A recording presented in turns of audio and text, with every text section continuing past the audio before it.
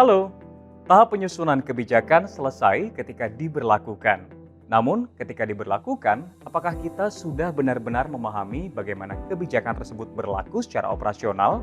Ternyata tidak sedikit kebijakan yang masih membutuhkan penjelasan operasional lebih lanjut. Nah, penjelasan operasional tentang suatu kebijakan itulah yang disebut sebagai petunjuk pelaksanaan atau juklak dan petunjuk teknis atau juknis yang akan kita bahas pada video ini.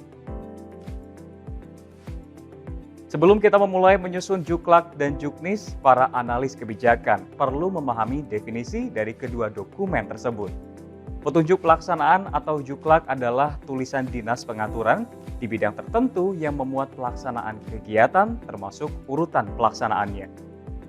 Sedangkan petunjuk teknis atau juknis adalah tulisan dinas pengaturan di bidang tertentu yang memuat hal-hal yang berkaitan dengan kegiatan teknis tidak menyangkut wewenang dan prosedur. Juklak dan juknis merupakan salah satu karya tulis kedinasan sesuai pedoman tata naskah dinas instansi. Kedua dokumen tersebut bersifat penting untuk digunakan sebagai acuan pelaksanaan atau teknis kebijakan. Lalu mengapa kedua dokumen tersebut terbilang penting? Bagaimana sistematika penyusunan dari juklak dan juknis? Untuk lebih jelasnya, mari kita bahas bersama.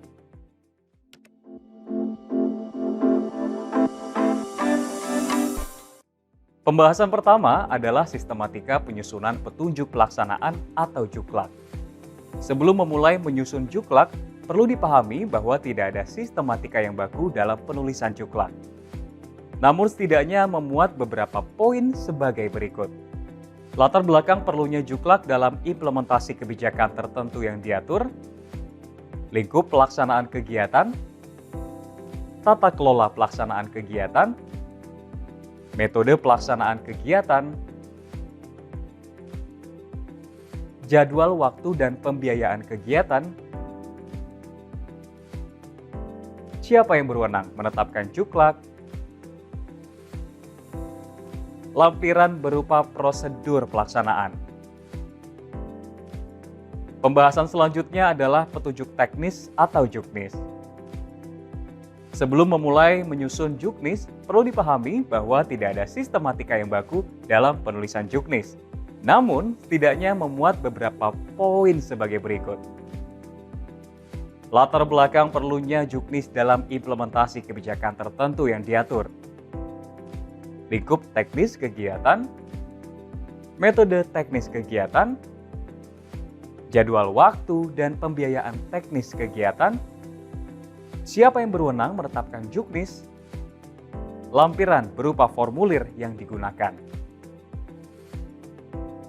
Untuk lebih memahaminya, para analis kebijakan dapat mengakses masing-masing contoh dari juklak dan juknis yang terdapat pada kolom deskripsi di bawah ini.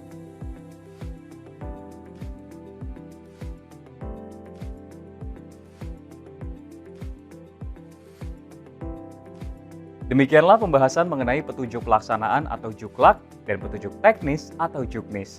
Untuk pembelajaran lebih lanjut dan referensi pembelajaran lainnya, para analis kebijakan dapat mengakses laman asnunggul.lan.go.id atau link yang ada pada deskripsi video.